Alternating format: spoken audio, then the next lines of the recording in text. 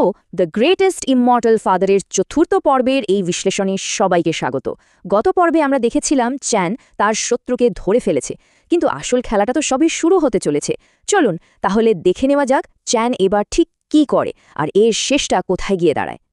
দেখুন, পর্বের শুরুতেই একেবারে ধুমধুমার অ্যাকশন। চ্যানের হাতে বন্দি তার শত্রু একেবারে প্রাণ ভিক্ষা চাইছে, কিন্তু চ্যানের চোখে প্রতিশোধের আগুন। সে যে এখানে থামার পাত্র নয় তা তো বোঝাই যাচ্ছে। তার আসল উদ্দেশ্য কিন্তু আরও অনেক বড়। এবার আমরা দেখব চ্যান কিভাবে তার শত্রুকে শুধু শারীরিকভাবে নয় বরং মানসিকভাবেও একেবারে ভেঙে চুরে দেয়। তার সব শক্তি, সব সম্পদ কেড়ে নিয়ে তাকে পুরোপুরি পথের ভিখারি করে ফেলার প্রক্রিয়াটা কিন্তু এখান থেকেই শুরু হচ্ছে। তো চ্যান যেই না তার শত্রু জিনিসপত্র ঘাটা শুরু করলো, মানে যা যা বের হতে লাগলো, মাথা খারাপ হয়ে যাওয়ার জোগাড়, একটা প্রোটেক্টিভ কোর, একটা ম্যাজিক্যাল বেল্ট, এমনকি একটা স্পেশাল ব্রাও, ভাবা যায়। আর সব শেষে কি পাওয়া গেল জানেন? একটা সুপার ভিআইপি কার্ড, যার কোনো লিমিটই নেই। মানে বোঝাই যাচ্ছে এই ভিলেন কি পরিমাণ বিলাসী জীবন কাটাতো, আর চ্যান কতটা ঠান্ডা মাথায় সবকিছু কেড়ে নিচ্ছে। কিন্তু এত কিছুর পরেও ভিলেন কিন্তু হাল ছাড়েনি। সে একেবারে মরিয়া হয়ে তার শেষ চালটা ছেড়ে দেয়। মুখ থেকে গোপনে একটা বার্তাবাহক পোকা ছেড়ে দেয় তার পরিবারের কাছে খবর পৌঁছানোর জন্য। আর এই ছোট্ট একটা পোকাই হয়তো চ্যানের জন্য সবচেয়ে বড় বিপদ ডেকে আনতে চলেছে। চ্যান এবার তার শত্রুর সবচেয়ে দামি জিনিসটার দিকে নজর দিয়েছে। কিন্তু সেটা কি হতে পারে? চ্যান কি এবার তার শত্রুর অস্তিত্বের শেষ চিহ্নটুকুও মুছে ফেলতে চাইছে? জিনিসটা হলো কিউআর রিফাইনিং কোর, মানে একজন কাল্টিভেটরের সাধনার একেবারে প্রাণকেন্দ্র। ভাবুন তো একবার, কোনো মানুষের কাছ থেকে তার জীবনের সবচেয়ে গুরুত্বপূর্ণ জিনিস, তার পরিচয়ের মূল ভিত্তিটাই কেড়ে নেওয়া হচ্ছে। এই কোরটা কেড়ে নেওয়ার মানে হলো তাকে চিরদিনের জন্য শক্তিহীন করে দেওয়া। ভিলেনের এই আর্তনাদ শুনুন। তার গলায় ভয় আর হতাশা একেবারে স্পষ্ট। সে জানে যে এর পরিণতি কতটা ভয়ঙ্কর হতে চলেছে। এখন প্রশ্ন হলো, এই আকুতি শুনেও কি চ্যানের মন গলবে?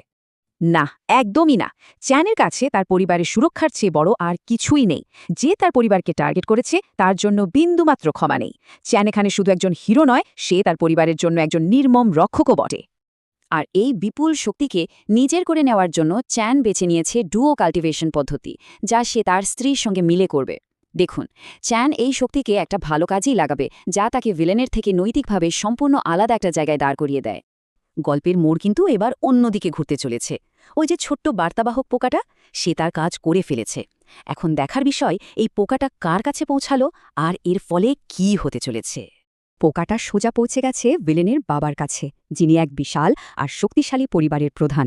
ছেলের অপহরণের খবর পাওয়া মাত্রই পুরো পরিস্থিতিটাই কিন্তু গরম হয়ে উঠল। এখন ভিলেনের বাবা কি করবে? তার বাবার ক্রোধ যেন আগুনের মতো জ্বলে উঠল।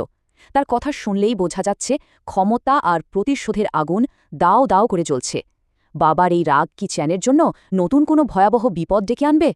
কিন্তু বাবার আগে আসরে নামল এক নতুন চরিত্র, একজন রহস্যময় আর প্রচণ্ড শক্তিশালী সন্ন্যাসী। সে নাকি পরিবারের কাছে ঋণী, আর সেই ঋণ শোধ করতে নিজেই যাবে চানের মোকাবেলা করতে। চান কি এবার আরও শক্তিশালী এই শত্রুর মুখোমুখি হতে পারবে? কিন্তু আসল চমকটা এখনও বাকি, কারণ যা কিছু ঘটছে তা কোনো দুর্ঘটনা নয়। আসলে এই সবকিছুই চ্যানের পাতা একটা ফাঁদের অংশ। কোর শোষণ করার পর চ্যান আর তার স্ত্রী নিজেদের শক্তির একেবারে চূড়ায় পৌঁছে যায়। আর ঠিক তখনই চ্যান এমন একটা সত্যি কথা বলে, যা শুনে তার স্ত্রী পর্যন্ত অবাক হয়ে যায়। ভাবা যায়, চ্যান আসলে প্রথম থেকেই পোকাটার কথা জানত।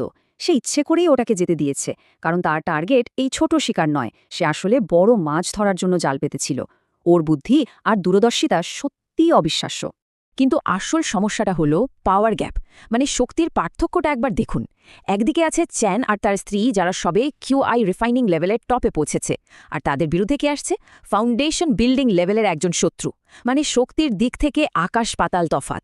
এখন প্রশ্ন হলো, এত বড় একটা ব্যবধান নিয়ে চ্যান কি আদৌ জিততে পারবে? চ্যান একটা অসাধারণ উদাহরণ দিয়ে তার প্ল্যানটা বোঝায়।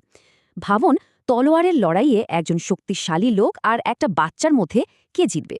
অবভিয়াসলি লোকটা। কিন্তু যদি বাচ্চাটার হাতে একটা বন্দুক থাকে, তাহলে খেলাটা মুহূর্তেই ঘুরে যাবে, তাই না? চ্যানের আসল শক্তি তার মাসল পাওয়ারে নয়, তার বুদ্ধিতে আর কৌশলে। তো সমস্ত প্রস্তুতি শেষ, মঞ্চ একদম রেডি। এবার শুরু হতে চলেছে আসল লড়াই। এক ভয়ঙ্কর ঝড় ধীরে ধীরে এগিয়ে আসছে চ্যানের বাড়ির দিকে। একদিকে চ্যান তার বন্দুক অর্থাৎ তার মাস্টার প্ল্যান রেডি করছে, আর অন্যদিকে শত্রুরা একেবারে তার দরজায় এসে হাজির।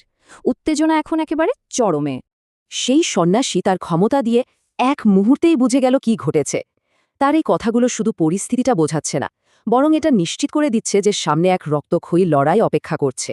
শত্রুরা এখন জেনে গেছে তাদের প্রতিপক্ষ কতটা নির্মম হতে পারে। এই পর্বটা আমাদের একটা দারুণ প্রশ্নের সামনে এনে দাঁড় করিয়েছে। একদিকে চ্যানের অবিশ্বাস্য কৌশল আর অন্যদিকে শত্রুর প্রায় অপ্রতিরোধ্য শক্তি। আচ্ছা, কৌশল বনাম শক্তির এই লড়াইয়ে শেষ হাসিটা কে হাসবে? এর উত্তর জানতে হলে পরের পর্বের জন্য অপেক্ষা করতেই হবে।